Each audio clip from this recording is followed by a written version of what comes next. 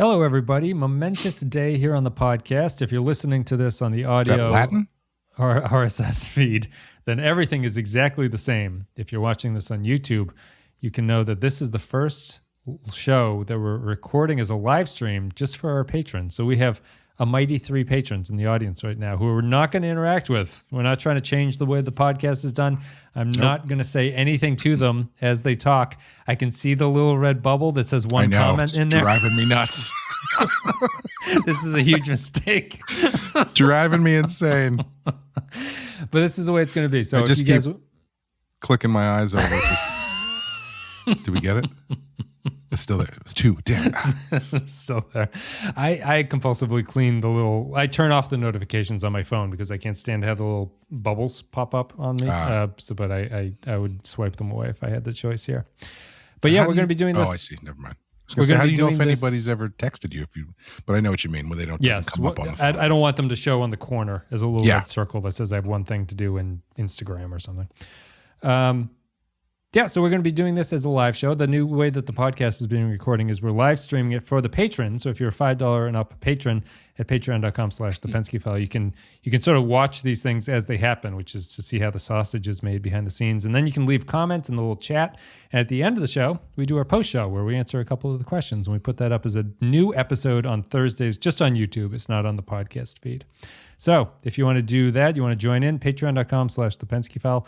You can watch us record the podcast for whatever thrill that's worth for you, you sick fucks. And the rest of it will just go to Patreon and then YouTube and all that stuff. So if you have a question you want us to answer at the end, write and start your question in the comments by saying, riddle me this, and then a colon. So we know. It'll be easy for us to find. We know it's a true question. All right, so here we are, Clay. We are going to talk about Displaced, the latest episode of Star Trek Voyager. It is the 24th. It's I think it's a Rancid song called Displaced, and I kept saying the title, Displaced, Displaced. This is the 24th episode of the 3rd season of Star Trek Voyager. It came out on May 7th, 1997. Written by Lisa Klink. It's a name that I feel has been popping up a lot. Directed by Alan Croker. In universe date 50912.4, which is 2373.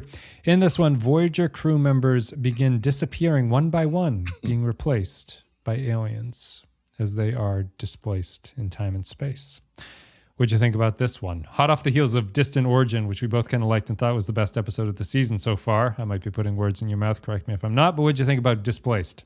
Well, I want to come in hot for the first live stream we've ever done on this podcast and say that it was fine.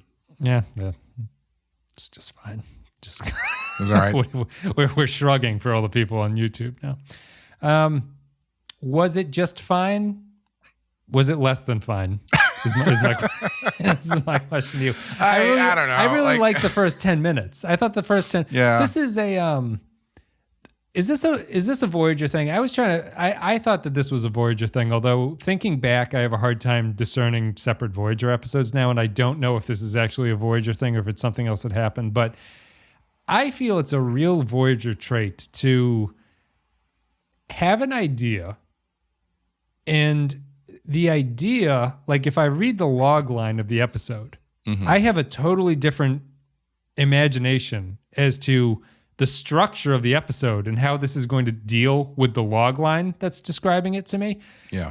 And I really thought that this was an episode that it was going to be more of a spooky mystery for much longer than it is. And instead, it's this Voyager thing of, they come up with a kind of novel idea for a hijacking the ship thing, right? It's like the way that you hijack the ship is kind of a novel idea.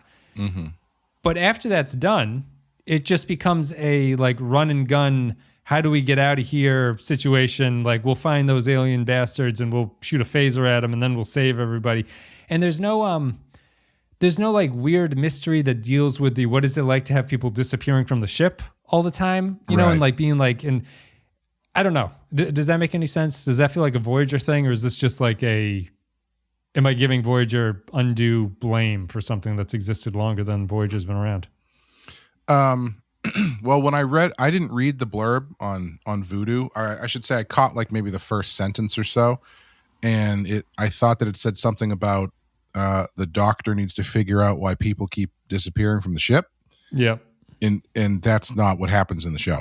So maybe I read it wrong. But Wes, half of that happens. I think you're forgetting that the real thing this episode is about bringing Tom Paris and B'Elanna Torres together, which they do in 2 scenes in the show, 3 maybe. Well, I mean, I wouldn't even say that's the primary thing that I take away from it. I guess you could take that away from it, that this is sort of a lead-in to all that stuff. Was that everything you were expecting from the episode, I suppose? No, because I think they do. I think they had a good opportunity to really get into that stuff, but they don't. They end up erring on the side of run and gun sci-fi thing. Because I think there's a way you could do this episode where your focus lies mainly on Torres and Paris, trying to figure out what's going on their side while they are interacting and trading. Well, they're changing their Facebook with status. Each other. Yes. Yeah, right. They're updating their relationship status to, but it's conflicted or whatever. Like it's clearly in there, but it's not it doesn't take enough prominence for it to be what the episode is about, and so the rest of it just turns into this, like you said, a run and gun thing where I actually paused it towards the end because I needed to get up and get a drink or something, and I was shocked. I was shocked to see how little time was left. Yeah, and knowing the show, I was like, oh, this is just going to be they fixed the problem and then that's it. Like this isn't about anything. Right. I thought I had missed something earlier. Maybe when the woman, when we first cut to the prison and the woman kind of explains what's going on, I thought maybe I missed a larger ethos outside of this is how we attack people. But no, same for me. I thought I fell asleep during the scene where the aliens were like, here's what this is about. Yeah. Yeah, I kept waiting for it. I kept waiting for the scene where it's like, you don't understand. We need to do this for some reason. Vampire energy, yeah. It never came. No, it's just this is how they fight wars, and they've somehow picked a war against Voyager for... Did I miss that? Why did they declare war on Voyager? I don't know, because they were there, because, I don't know, maybe because they wanted the ship. Pick a reason. Doesn't matter. Yeah. No, I had a similar thing. I thought I had missed it. I thought I had missed like what this was all supposed to be about. And another thing I thought I missed is I couldn't maybe they explained this and I did miss it, but did they explain why the abductions happen like every 17 minutes or whatever it is?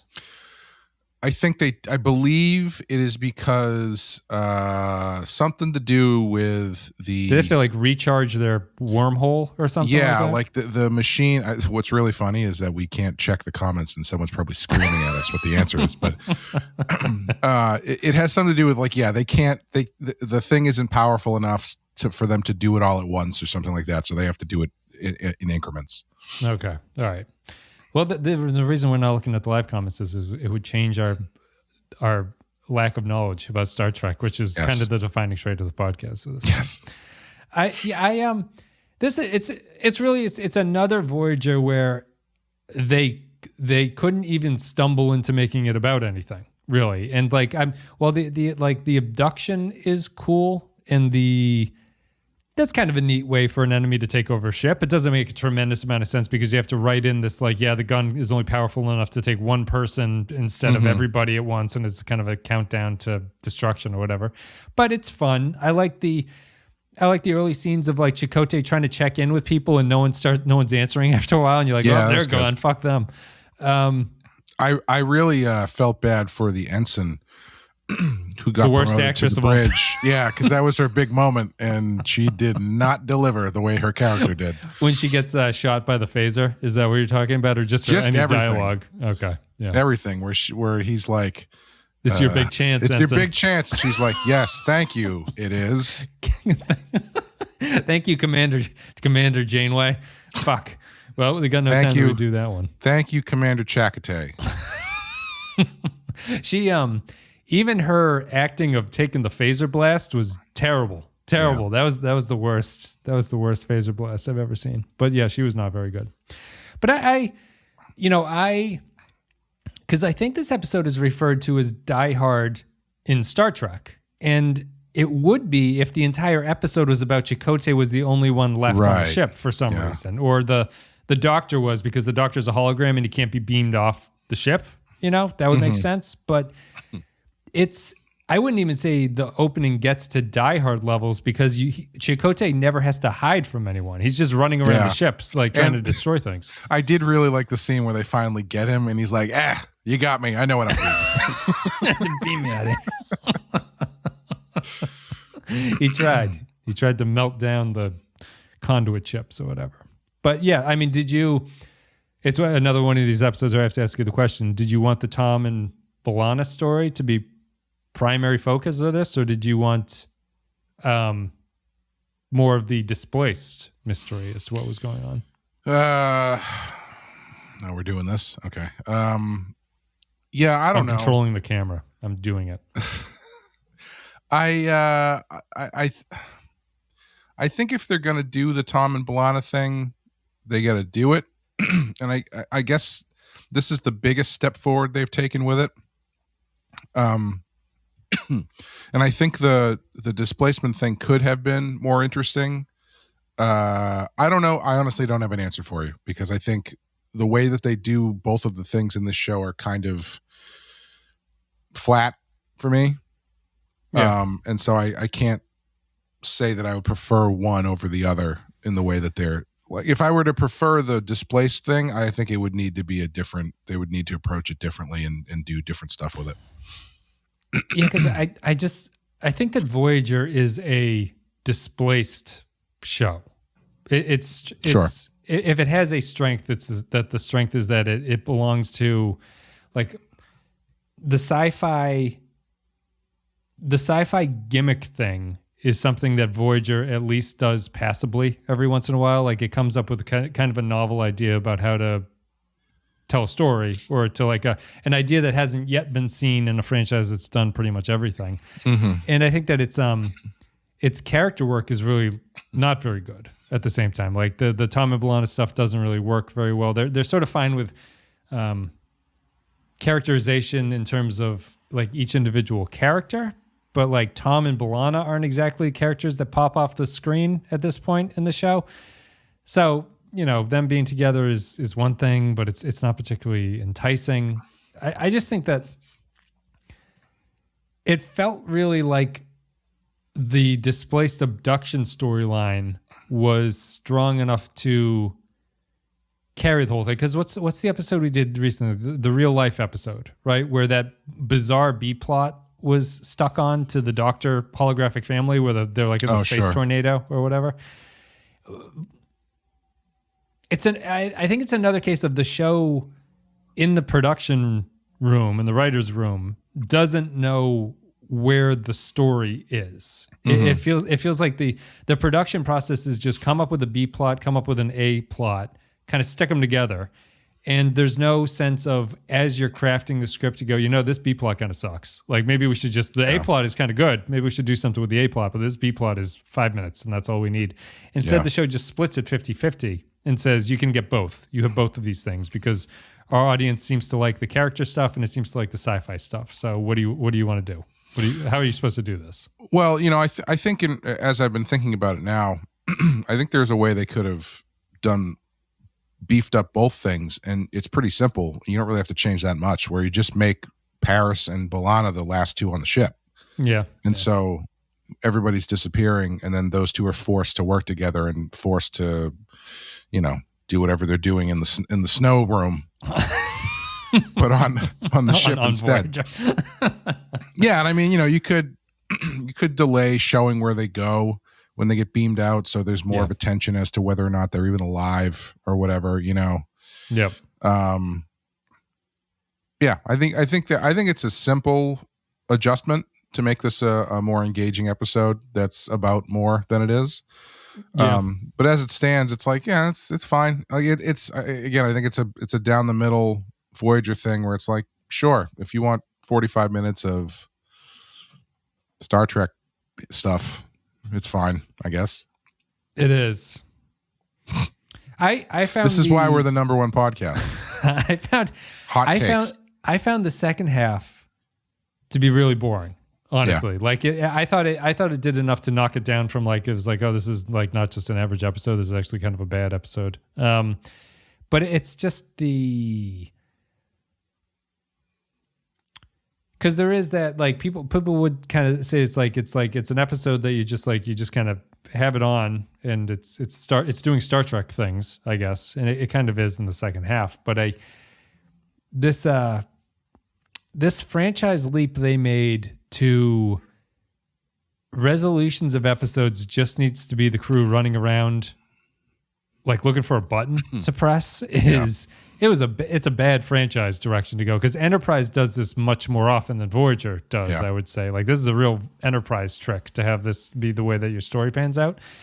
But it's like the only way I could get around, or like the only way that I would enjoy this, is if you take if this show had characters that I actually really liked, I would say I'm loving this running around with each other, shooting phaser stuff, because it's quippy. There's stuff going on. The characters are funny with each other, but none of the characters are interesting enough to me on Voyager, at least in their interactions with each other, where that's something that I would want to watch all the time. It's just it's just. Janeway says, well, we got to find this thing. We're on a ship. And you go, okay. And then they run around. Tuvok runs around. The Doctor runs around. Everyone runs around. But there's no quippiness. There's no stress. There's no Maquis angle where, like, some people don't get along anymore. Everyone gets along. So they just kind of run around with each other and act happy. I mean, Tuvok and Chakotay bond over... Actually, that was probably my favorite scene, is when Tuvok and Chakotay are talking. And when they were bonding over the academy... I was like, well, this is kind of weird, because I mean, Chakotay's a Maquis guy, but I mean, I know they're all former Starfleet. And but then when Tuvok was like, actually, no, I lived in the wilderness for 4 months with just a knife. I was like, all right, that's good. I like this scene now. And it's not that it never happens. The Doctor occasionally has funny. I thought that in a very Star Trek-y way, I think that B'Elanna yelling at Kim about, like, am I hostile? I'm not fucking hostile. Like, that's Star Trek-y, and that feels kind of funny. So the show can do it. It's just that the B'Elanna and the Harry thing is a good example of, like, I need that kind of stuff in the second half episode part. I don't need it in a kind of throwaway scene in the opening part, because it feels like you're just wasting your fastball. They really dropped that stuff in the second half when they did have Paris and Torres together. They didn't really do any more of that Sam and Diane stuff the way that they were kind of doing. That's a very old reference for you kids out there. The way that they were doing at the beginning of the show. Well, they don't have time because you got to run around, right? They had one good scene that I actually really liked, where the Doctor, it was the three of them, Paris and Torres and the Doctor. And then the Doctor keeps, like, commenting on their argument, and then she eventually mutes him. I thought that was pretty good. That was the closest they got to really doing some fun stuff with that. But then I had two notes in this episode, which is the Tom, B'Elanna, and Doctor scene is fun, and why didn't they pick up the guns after they shot those guys when they had been talking for the last scene about how they only had one shot left in their phaser they built? And then there's just two guys who are dead now with working weapons. Don't need it. Who needs that stuff? No, I know that's the I find it to be a real shift. We talked about it before. I have a hard time seeing the earlier shows making decisions like that. It's something I'd be curious to know, just like what the difference in the rooms are with the production of the shows, because Voyager feels like a starting point where and I know this isn't the case, because all the shows that were of this era eventually get, like, behind they can no longer keep up with the pace of the scripts that they need to do. So they're always falling apart by the end of it. When you say what's the different rooms, you mean like the writers' rooms and not the, because for a second I thought you meant the different rooms on this massive spaceship. On the spaceship. No, the difference in what's going on in these different rooms on the spaceship, and why didn't the episode talk about it? there's a reptile guy in one of them who wants to trade. That's about all I know. And one's snowy. It's I imagine that was based on Mario 64 when you jump through the different paintings into the different worlds and you end up in different places. Love that. Great game. No, I'm talking about the writer's room because conceptually it feels like at a certain point after DS9 and with Voyager, it seems to me, because Enterprise continues a lot of it, it feels like, I'm not saying this is the case, but it felt like the show was never again able to pace itself, or the franchise was never able to pace itself so that it could create scripts that didn't feel like they were forced to churn out something and they were like forced to just come up with a script. And it's like, I don't know. Like, cause reading about the Enterprise production, that's what it seems like it was, is that Braga gets so behind things. You would just say, come in and tell me ideas. And they would writers would tell him ideas. And he's like, all right, I'm going to write this. And every script came out the same way. And it felt the same because he's under such a pressure. All he can do is just write this thing that he knows is going to work. And Voyager feels like it's getting to that point. It doesn't feel like the room has any time to sit and go like, what is this about? What's going on here? Like, why are we doing this episode? Which kind of episode is it? And so, I don't know. I find that to be the most frustrating aspect of Voyager at this point, is that it feels like it's that jumping off point into something that it feels like the franchise never really ever recovers from. Yeah, you can feel it too in every episode as it starts skewing more and more in this direction. You can feel that it's just where maybe before you'd get a good idea like this and then they would have some time to kick it around and kind of like mold it into some, maybe they don't, I don't know. Maybe television production has always been a meat grinder to the point where if anything comes out good, it's a miracle. But yeah, that's why you can only have like 3 great episodes in a season at most, when there's 24. So you're just not going to have that many great episodes. Right. Yeah. Yeah.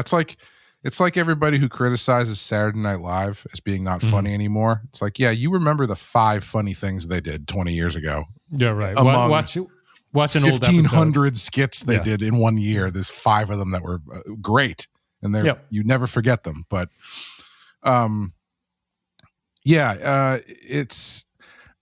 this is one that definitely suffers from that, where it feels like pretty good idea.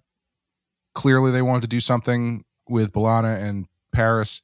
If they had a little bit of time to kind of let it simmer a bit and cook it down a little bit more, it might have clicked a little bit better. What do you think of the Tom and B'Elanna relationship? Is this make sense? It feels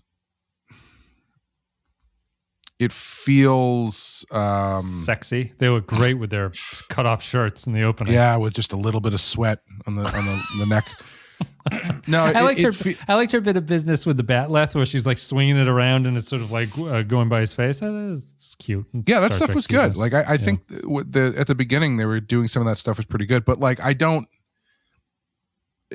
feel like this is a relationship that people were clamoring for to happen or anything. It feels very hand of the writer or hand of the show putting these two together, because it's not like, I don't know. If you had told me Paris and B'Elanna got together, I'd be like, oh, okay, sure. If you had said Paris and Kes got together, I'd be like, oh, okay, well, that makes a little bit more sense, but sure.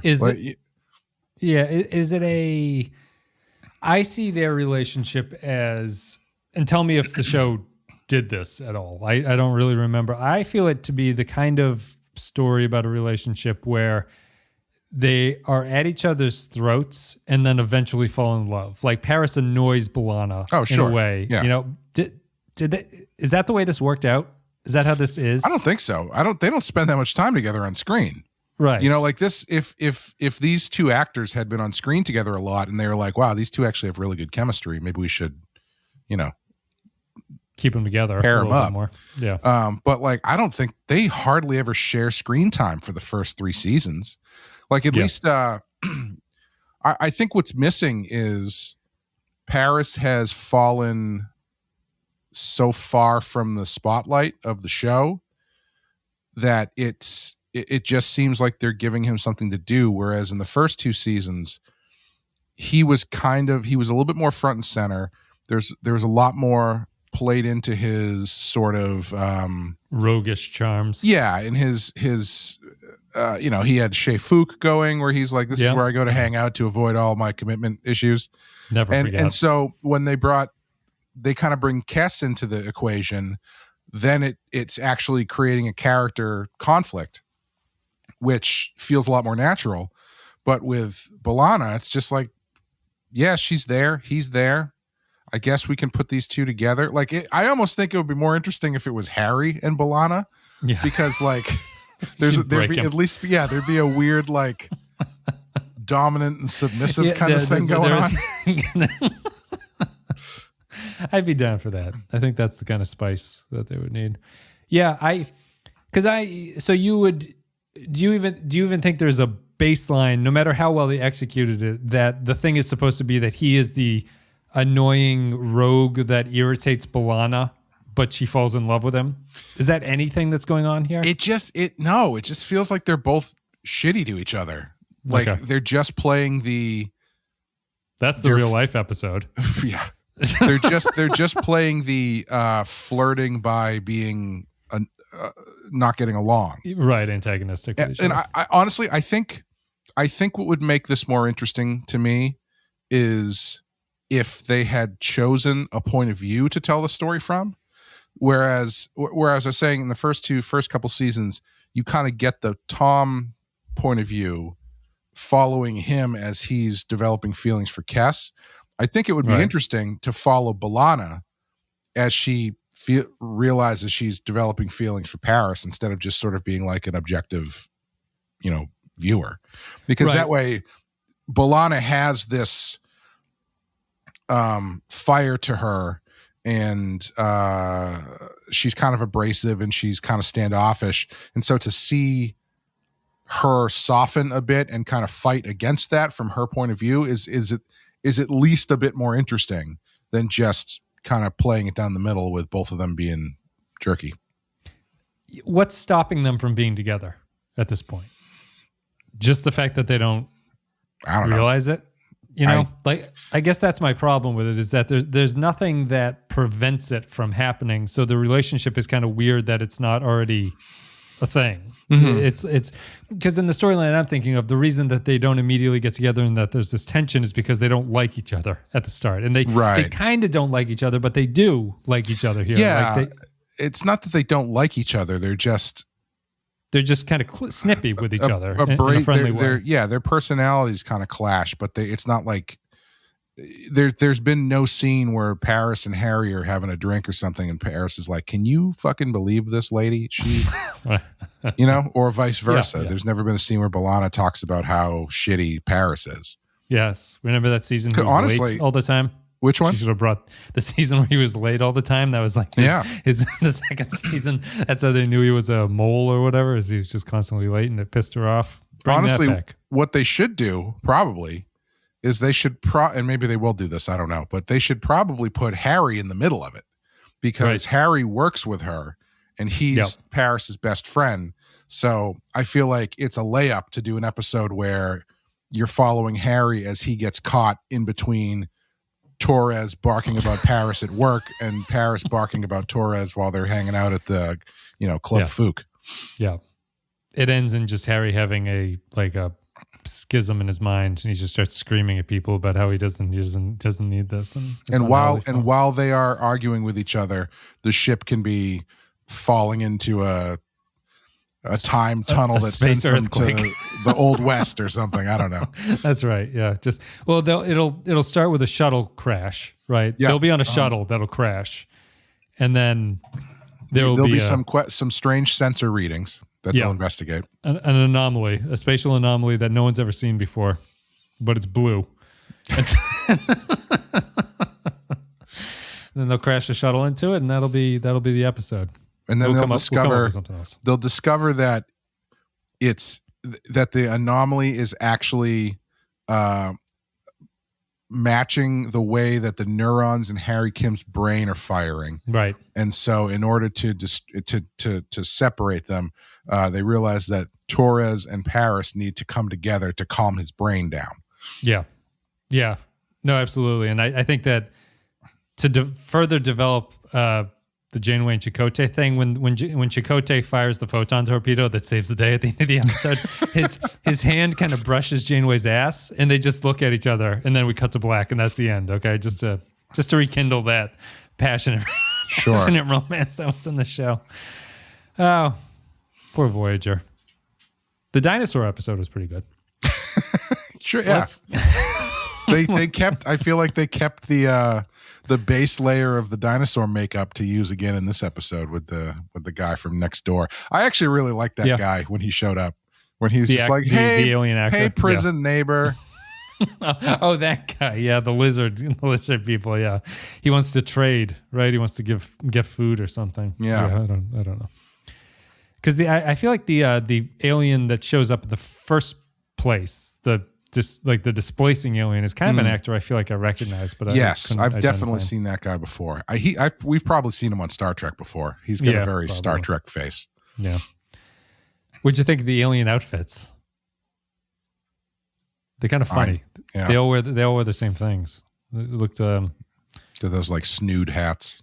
Yeah, just have little pointy hats on. It would be nice if I knew what they wanted Voyager to do. Maybe they said that. Maybe we both just completely zoned out and our eyes rolled into the back of our heads for a second. But I think this is one of those ones where you could probably get away with giving less information and keeping the just mystery. Have it be a mystery as to why this is. Yeah, where like they don't know where the fuck they are or who these people are. Because like once Janeway and Tuvok. So first of all, this is stupid, but it was really bothering me that the aliens went onto Voyager's ship and immediately knew how to use the interface on Voyager. And then Tuvok and Janeway pull up the interface for this completely alien language ship, and Tuvok is just like, "Oh, I know how to do this. This is easy." that was a weird Voyager thing where he's like, "Hold on, let me crack their security." Yeah. He touches like 3 buttons and he's in, and it's like, yeah, that was. You kind of reminded me. I don't mean to interrupt you. I thought Janeway was kind of strange in this episode when the aliens start coming out for blood at the end, and I was kind of here for it, frankly. But I thought when the aliens started appearing, she was so certain that they were up to something that it was like, oh, the aliens are actually up to something because Janeway is so sure that they are up to something, and it just struck me as really. It's like, Janeway, let's have a little... It felt very similar to whatever that episode was where they came across the destroyed space station, and she was like, someone killed them. Someone did this. We have to go find them. It's like, well, it could have been an accident. You know, like something could have gone wrong. She seems very sure about things that turned out to be right. Yeah, and then at the end, they kind of flip the switch on her a bit, and she gets that, angry, not angry, but... cold-blooded Janeway look in her eye where she's going to leave that dude to die in the ice. For some reason I just kept thinking of the final shot of The Departed when Matt Damon comes home, walks in and looks at Wahlberg, and he's just like, okay, and then boom, just gets popped in the head. That's definitely something Janeway would do. We watched The Departed quite a bit now. The Departed is a movie. As a family, you just gather around to watch The Departed? Me and Amy certainly do. The kids might have to go to bed. But the Departed, I'm happy to admit, I was very wrong about The Departed when it came out. It was a great example of I just didn't get what the movie was trying to do. And I was like, this is not a good Scorsese movie. I have been interested to watch it again because I really liked it the first time, and then I watched it again maybe like a couple years later, and I didn't like it at all. So, and that's the last time I've seen it. So I'm curious to give it the tiebreaker. It's just so funny. I didn't appreciate how funny it was in like the first time I saw it, because I was expecting more of like a serious Scorsese, like Goodfellas Casino thing. Oh, sure. And it's not that at all. Yeah, just it's closer. Well, it's not quite as goofy as like Wolf of Wall Street or something, but no, it's sort of a halfway point between. My favorite, I don't know if I've brought this up if we've talked about The Departed before, but my favorite detail in that movie is during the montage where Matt Damon is going through like state trooper school. They very clearly make it a point to show the poster explaining what blowback is when you get shot in the head. And so then because at the end of the movie, everyone just keeps getting shot in the head. Their brains just keep flying out all over the place. That's it's like foreshadowing, Chekhov's man. poster. He told you it was coming. I found that stuff really disturbing the first time I watched it. Everybody getting shot in the face and their heads exploding. I found it strangely disturbing, more so than most movies. Well, that's the thing I didn't like about it at the end, too, because the end is so... if you're not prepared for it, you're just like, everyone just fucking dies. That's it. Like, the whole thing is just this is the way that it goes. And it's like... It feels more disappointing, I guess, if you're unprepared for it. When you're ready for it, you're like, yeah, this is what's going to happen, and it kind of makes sense. Like, this is the logical thing that's going to happen to them. Anyway, thanks everybody for listening. Thanks to the patrons for joining the stream today. We're going to go to patreon.com/the Pensky File if you want to support the show and you want to watch the live streams there, leave comments, do all the post-show stuff. You get extra podcasts. There's like 200 podcasts, excuse me. Oh boy. Patreon.com/the Pensky File. Head over there, support the show. Get extra stuff, and you can join this live stream. And that's it, Clay. We're going to go to patron comments. I'm going to open up your little Discord window. If you guys are at Patreon and you're at the $5 level, you can leave thoughts about upcoming episodes on Patreon. Thoughts about upcoming episodes on Patreon, and then we read them on the show. I'm going to send you the first one, Clay, so I can get ready here. This is Kyle Barrett with Displaced. Displaced. You'd think by now they'd program the computer to alert them when someone vanishes from the ship rather than having to ask it to locate them. The storytelling perspective really gives the game away this episode. We don't see where these aliens come from or where the crew disappears to, so it's obvious what's really happening. It's a novel way to tell a ship takeover story, but nothing more. I wish it was about Janeway recognizing that Starfleet generosity can be an issue in the Delta Quadrant. Maybe the ship needs to change how it operates. That actually would be kind of interesting. But there's no such larger point made. B'Elanna is far too good for Tom. He's the one who needs to change, not her. And I know when to quit might as well be Chakotay's personal mantra. An unenthusiastic 3 aliens wearing the same weird hats as Palpatine's advisors from Return of the Jedi out of 5. Palpatine has advisors in Return of the Jedi? I know he's got the Red Guard guys. I don't remember his advisors, though. I don't know. I would have accepted that at face value, I think, just because it's not... Yeah, I mean, Return of the Jedi is the 3rd movie, right? The original... Right, yeah. Original, I'm not going to question... Kyle's knowledge of the Star Wars universe, but I just don't remember those guys. If he's wrong, extremely embarrassing for him, though. Yeah, but we wouldn't do that to him. We wouldn't expose him like that. This is Norman Buckwald with Displaced. Fun and yet a very pedestrian episode at the same time, but his mindless action Trek-style fun, it does fine enough, and I don't actually have much to complain about. Boy, Tuvok was able to read and understand the computer so easily, and considering what this race is doing, you'd think Voyager would have to stick around a bit while the other races get their people and maybe even ships back after the fact. 3 shivering, mostly old, small guys in weird hats out of 5. That's the thing I was thinking of when they started, kind of what I'm talking about how this might work better if they explained less. Because when Janeway at the end is like, we've contacted all of the other races so they can come and pick their people up. I'm like, where are these people from? Yeah, where are have these people? The reptile guy said he's been on the ship for 9 years. Right. Yeah. Where are his people from? Yep. As soon they keep peeling back the layers of the onion, and it's just you start bringing crying. up more questions. You start crying after a while. Yeah, you start tearing up. But it's weird because like as soon as she's like, we're on a spaceship, my mind goes, this is a fucking gigantic spaceship. Yep, so right. what is the point of this? Where are they going? And it's just, I think it's giving you too much information. Like coming to the realization they're on a spaceship and like that being the end of it could be interesting because it's like, whoa, what is going on here? I guess we'll never know, but it's kind of crazy. But that would work well. That would work well if because judging from the log line again, I thought this was kind of going to be like a Invasion of the Body Snatchers thing. Mm-hmm. Like people were being removed, but there was like a copy on the ship that you're like, what the fuck is wrong with this guy? And it's not that. And I think that it would be helpful if we knew less about this group and they were creepier than they are, because they're kind of goofy. Like they have silly little hats and they're kind of friendly. Like they talk like normal people. You know, there's nothing sinister about these aliens that come onto the ship. Except they keep asking you to turn the heat up, which is always a bad sign. Yeah. In the reality of Star Trek, I feel like every episode with a new alien, they should be like, it's kind of cold in here. And they go, no, we think it's actually kind of hot. So they should just debate the temperature for 5 minutes every time they meet a new alien. Kensito says, Displaced. This is a fairly forgettable episode, but I did start wondering halfway through if the writers were trying to make a statement in support of white replacement theory, an unusually conservative point of view for Star Trek. I don't know. They didn't. Was a very white ship they were transported onto.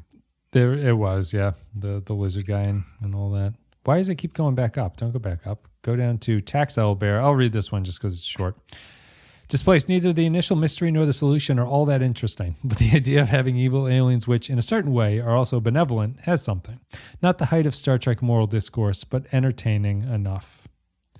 Why is it doing this? This is very weird. It keeps jumping up to the top. So now we have Royo, which I will send to you while I figure out why my Control F is leaving me stranded here. Displaced. One of those rare episode concepts I wished I saw on Enterprise instead, since Captain Archer was regularly paranoid and xenophobic along with much of the Earth-centric crew. Tensions would have been high at the start, and we'd at least question if Archer was right to be suspicious and hostile to aliens appearing on the ship, with T'Pol and Phlox acting as the minority opinion for the Roddenberry ideal. Instead, it happens on the xenophilic Voyager, whom welcomes their alien Trojan horse refugee, so it feels like not much is being said or commented upon. Way too tame for its own good. 2 out of 5. Yeah, it's a good point. I mean, the mysterious appearing of things could be... it is probably more of an Enterprise episode, I think, in that way. I agree. Displaced, Matt Ross says, I liked how this started out with everyone being... I liked how this started out with everyone being replaced. We sort of saw this earlier, except it was with dead bodies. Here it's weird that the crew is not more wary, but it seems semi-plausible. The habitats in the large ship for storage indicate... I think it reminds me of the TV show The Star Lost, but it seems like a lot of effort to get a few ships. Were they after the ships? Is that what they want? I guess, maybe. The overlay of Voyager. They took over Voyager, so I guess they must have wanted it. Yeah, they must want the ships. Yeah, obviously. The overlay of Voyager's database to take over the bad guys is a stretch to me, and it wraps up too quickly. I like the aliens playing dumb, and was pleased that they preferred cookie hats. Cookie hats as opposed to stylish vests. 3 switcheroos out of 5. 3 comments written on your phone out of 5. This is Poindexter G with Displaced. Although Matt had one. Oh, I was thinking they were keeping the aliens in the cargo bay, the storage place on the ship on Voyager. Yeah. Why did the aliens all take out little blankets? Was that necessary? Was that just to throw Voyager off the trail?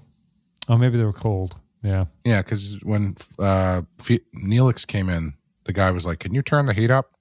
Did he have a blanket on him? I don't remember. I thought they were sleeping on the blankets. Maybe they were huddled in the blankets. Why? They knew so much about Voyager, but they didn't know the temperature of the ship, which seems to be important to them.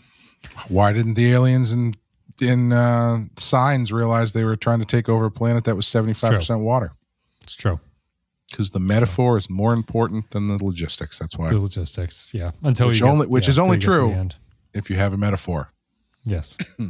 This is Poindexter G with Displaced, which I just sent to you. Displaced. The aliens establish partway through the episode that they can change the order of who is removed from Voyager when the scientist decides to remove B'Elanna. That means that they decided that Chakotay was absolutely the last important person on Voyager. Least important, yeah. Least important person. It was a fun little episode for a while. It's a bit of a letdown that Tuvok and Janeway basically just hack into the alien computer. I did think that was very funny when she's like, "What are you doing?" And he's like, "I'm moving you right to the top of the list, honey." He turns the little dial. See you later. This is Groppler John Zorn with Displaced. Well written and well structured. Characters in their lanes, a threat we haven't seen before. Some decent B'Elanna scenes. Not too much Neelix. Is it possible that Voyager just had way too many characters for its writers to know what to do with? 4 out of 5. What do you think? Does Voyager have too many characters? No, I don't think so. I mean, do they have that? I don't think they have that many more than any other Star If they show. do, it's one, maybe. Yeah. If they do have the largest cast, it's maybe by one.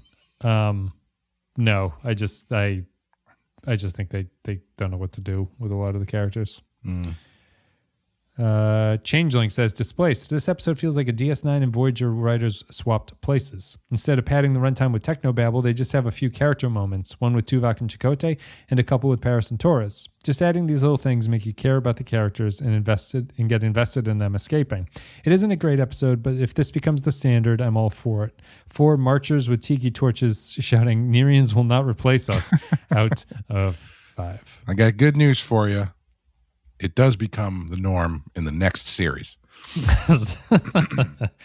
Join us 2 years ago as we talked about Enterprise. Sorry, I'm just now in the future. Really fucking me up. The past has occurred. I'll read this one. You can have the next one. Artoria says, Displaced. For a second there, I thought I was going to get Die Hard 2 with Robert Picardo reprising his role as John McClane. Oh, there we go. Instead, I got a very rushed version of The Great Escape. I felt like this should have been a 2-part episode based on the pacing. So I don't know how I feel about Paris and B'Elanna. As far as Star Trek relationships go, there have been worse, but has there been better? 2 displaced aliens out of 5. I guess that brings up an interesting question. Is B'Elanna and Paris, is that pairing any more out of left field than, say, Worf and Dax? Well, they had set up Dax to be very interested in Klingon culture. That was like a Dax trait before Worf even arrived. True. Worf is a character who is innately jealous, and the Trill thing played into that quite frequently because she had all this experience that he didn't know what she was talking about. And they're just very different personalities from each other in a way that I thought was believable. Because is there a better Trek relationship than those two? Because they're my favorite romantic relationship by far. Those two. It's probably the most successful. Yeah. Yeah. I mean, if you don't count like Riker and Troy is fine, I guess. But even that, I don't really know if they knew what the hell they were to do with them. Yeah, I'm glad that they. I'm glad that relationship stayed where it was and it never became a thing. I feel that like B'Elanna and Paris feel like a sex swapped version that's watered down of Worf and Dax. Yeah, I would agree with that. Yeah, that's not quite as hot. Favorite. Not quite as hot as those couple days in between series with Beverly and Picard when they were both in their 70s. Yeah, getting hot under the waterfall, making babies. Yeah, menopause has been pushed into your 90s, I guess, at the 24th century. This is David Knox with the comment I just sent to you. Interesting parallel to Die Hard is the last crew member to disappear before Chakotay is Gennaro. Oh, interesting. John McClane's wife in Die Hard goes by her maiden name of Gennaro. In the beginning, they beam a guy off in a corridor, and Janeway, without being physically near them. Why do they take so long to beam the last part of the crew and Chakotay in the end? That was a difficult sentence for me. People writing their comments on the phones is a combination of typos. Why so long beam last at end? Why do they come with phasers to the bridge just to wait an hour until you beam everyone off? When they find the transporter on the alien ship, all they say is it can only beam one off at a time. They don't say how long it takes. What do you think if they beam everyone off except the doctor because he's holographic? I was a little surprised. We're on the same wavelength there. Yeah, I was surprised to see the doctor in the group there because I was like, what? Why even bother?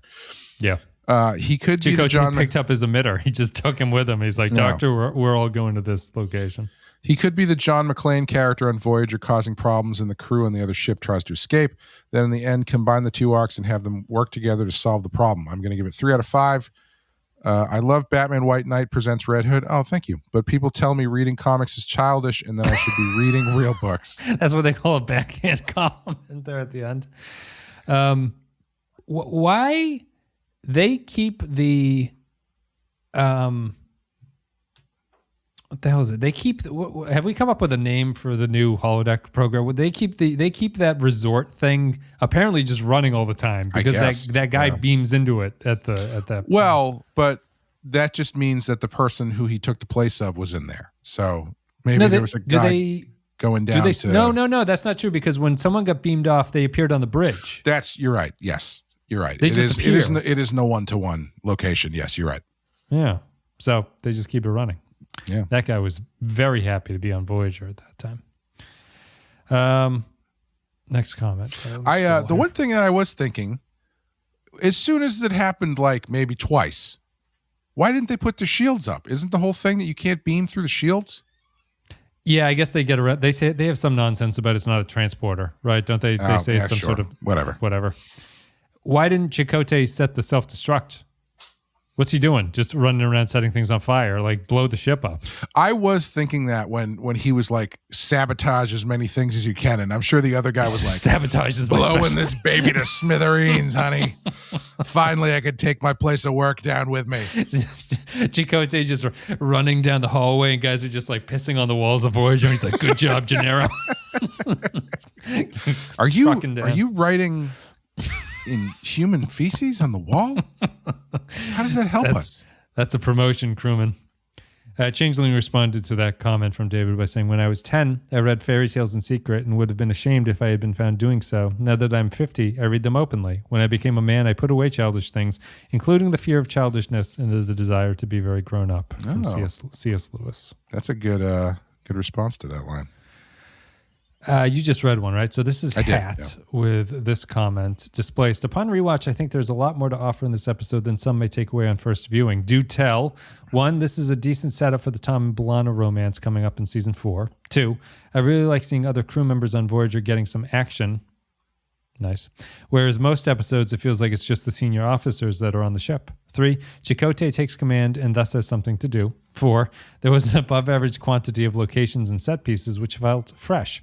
With that said, the alien plot needed a little more to say for me to rate this as a great episode. Perhaps the plot could have mirrored the Tom and B'Elanna character development in some way, like you'll see in the episodes like The Gift in season 4. 3 out of 5.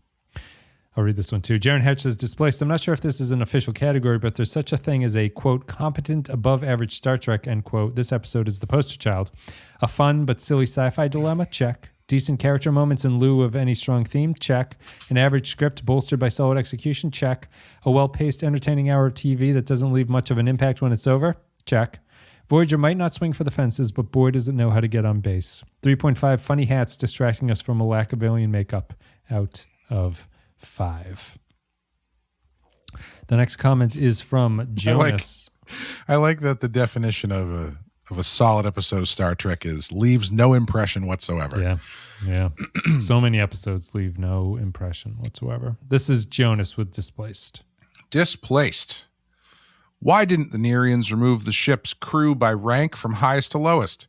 Poindexter G suggests that they only realized that they could manipulate the removal order halfway through the episode. But hadn't they already used information from Voyager's computer to create the perfect habitat and replicator menu for Voyager's crew? Was the ship's roster not available as information for download? Nope. The Nerians call the Voyager crew humans. What the balls are the Nerians if not humans? They don't even have one forehead wrinkle.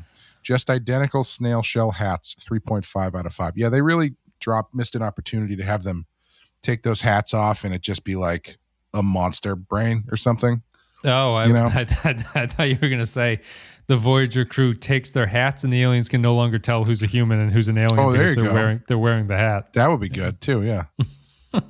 I wonder if the episode's ever done that where it really, probably not, that it plays up that the fact that the humans look exactly like these aliens and they can get away with it. That seems That seems like a TOS thing, if it's anything. If any show did it, it would be TOS that would do that. Isn't there a couple episodes of TNG where like Riker goes down to a planet and he's just wearing a vest and like a No, they usually make a forehead shirt. wrinkle. Yeah, they usually give him a forehead one, wrinkle or like a giant thumb or something that denotes him as an alien.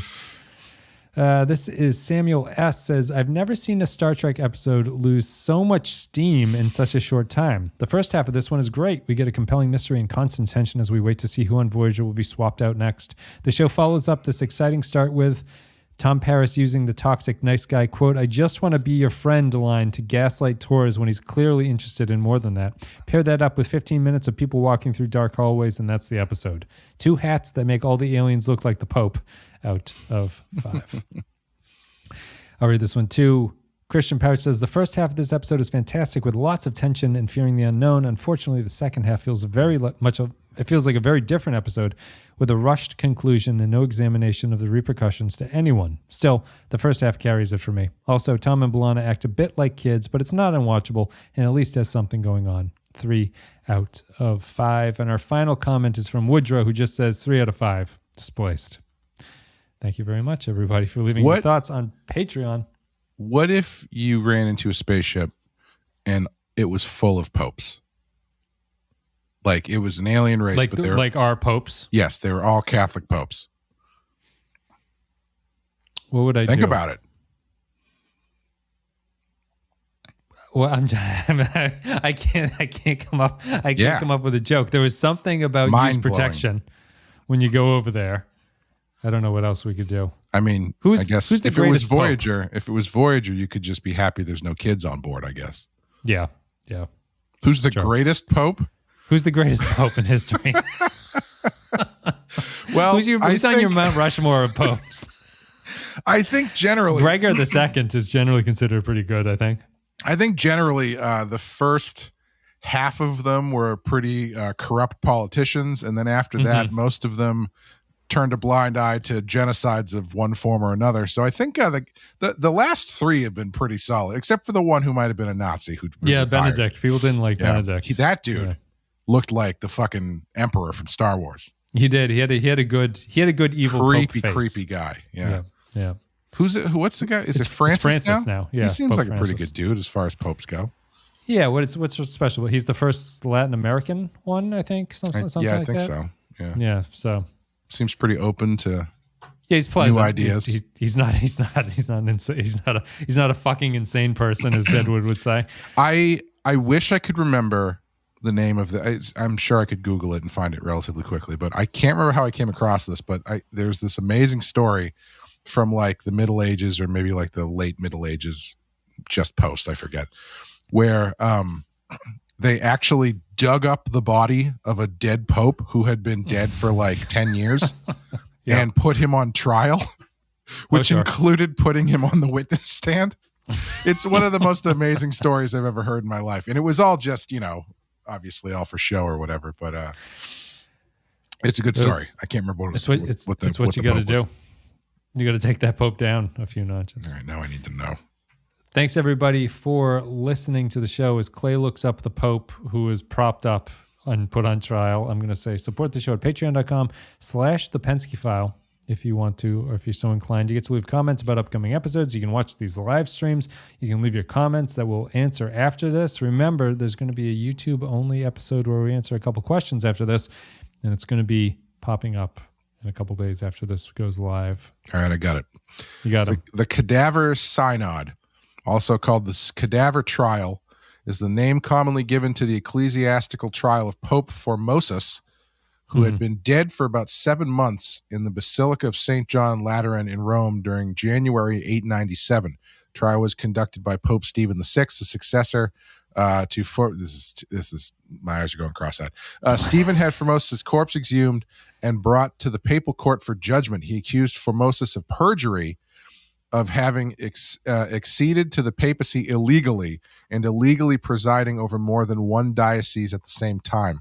At the end of the trial, Formosus was pronounced guilty and his papacy was retroactively declared null.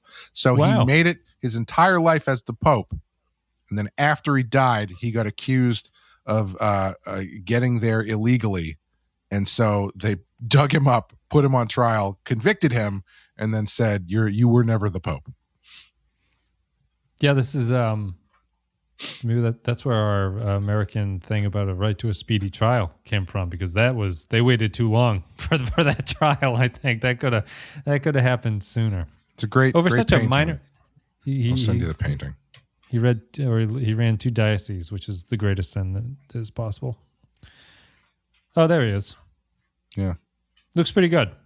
Yeah, 7 months, not too bad. They dressed him up. Yeah. Was he buried in that, or did they dress him up for the occasion? Thanks, everybody, for listening. Patreon.com/The Pensky File. Clay, do you have anything? Oh, I guess we got to review what we think. The patrons... Oh, yeah. What's the average there? The patrons probably gave it 3, I think. Yeah, somewhere in the middle, I think. Something like that. Yeah, so what are you going to give it? Yeah, I'm a 3. I think I'm a low... No, I think I'm a solid 3 on this one. I think it could have been better. I think there's a couple things to kind of keep your attention, but it's not really doing much for me. Yeah. I'll give it a 2, I think. Yeah. I needed it to pick a lane, and it didn't choose. It just split it down the middle, and it's like both of these lanes are cluttered up and not something I want to drive on. I think my 3 is mostly the first half, because the second half, once it just... I honestly just kind of like was doing this in my head as I'm watching him, because I'm like, all right, what are we getting to? What is this about? And then it's like, oh, it's not about anything. It's just getting the shit back. Great. Yep. Yeah. So I'll give it a 2. Clay will give it a 3, and that's Displaced. That feels like a theme of the season. Although not that you gave all 3s, but it's been kind of just that kind of a thing. Yeah. Only 2 more left in the season, Clay, and then we're done. Then 7 I was 9. surprised. I feel like we've been here for a long time. In this season for a long time. This is the year of hell. This is our year of hell. Year of Hell comes next season in Voyager. It'll be nice to get 7 in there, and I think the general consensus is that the show does change a little bit in season 4. There are some episodes in season 4 that I recognize and go like, oh, that can't be all that bad, because that's a famous episode. So that's it. I know I've asked this question a billion times. Is Kes? Is it a 1-to-1 replacement, Kes and 7, or is Kes on the show for a little bit before 7? I mean, after 7 shows up. Kes is out in the 2nd episode of the 4th season. Gotcha. So there's a 2 episodes of overlap between the 2 of them. Cool. So that's it. Can't have 2 blonde ladies on the show. No, absolutely not. Thanks very much, everybody, for listening to the show. We'll have more to say about Kes, obviously, because they ran out of Kes time. There's just nothing left. But that's it. Patreon.com/The Pensky File if you want to support the show. Clay, do you have anything you want to say? Check out Rotten Horror Picture Show. We are doing Video Nasties this year on Patreon. We just did Dario Argento's Inferno, which is his follow-up to Suspiria, which is a pretty fun movie. We are on a bit of a hiatus for Bat-Ass currently, but we'll be back soon with Batman Beyond: Return of the Joker, which I'm excited about.